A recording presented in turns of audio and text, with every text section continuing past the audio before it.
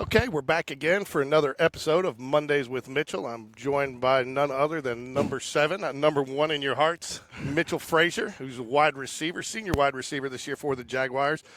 It's game week.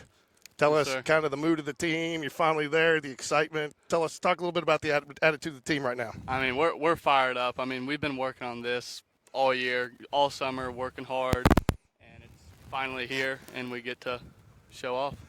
So talked about Sparkman, somebody you haven't seen yet. Yeah. Has there been any different preparation as you're going up against a team that you maybe not as familiar with, starting from scratch, or it's just kind of same old, wash, rinse, repeat? Yeah, rinse and repeat. I mean, we do the same thing that we've done with every other team, just watching film, and then at practice we'll have servicing for defense and servicing for offense, where we just run plays so each side can get to see what Sparkman's going to run. Other than the wide receivers, because I know you're going to say that, and I'm not going to ask you to name individual players. That's not fair to do to a player. But talk about a group that you think that's had a really good fall camp that you expect that's really going to show us something on Friday night.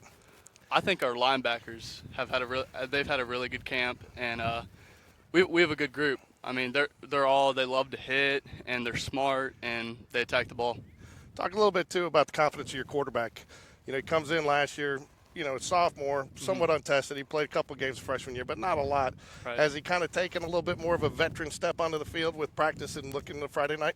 Yeah, he has. It was good for him last year to get.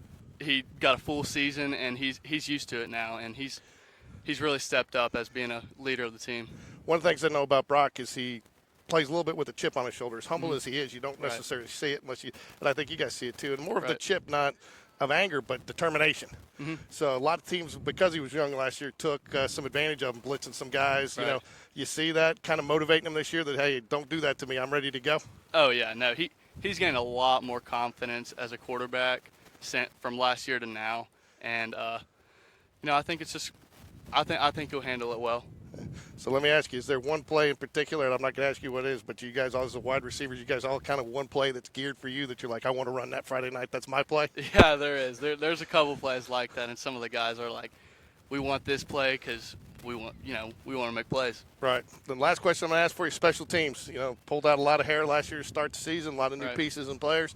You do have some new guys this year, new snapper, new holder, not new holder, but new kicker. How's special teams looking? Does it seem like you kind of taken that step forward?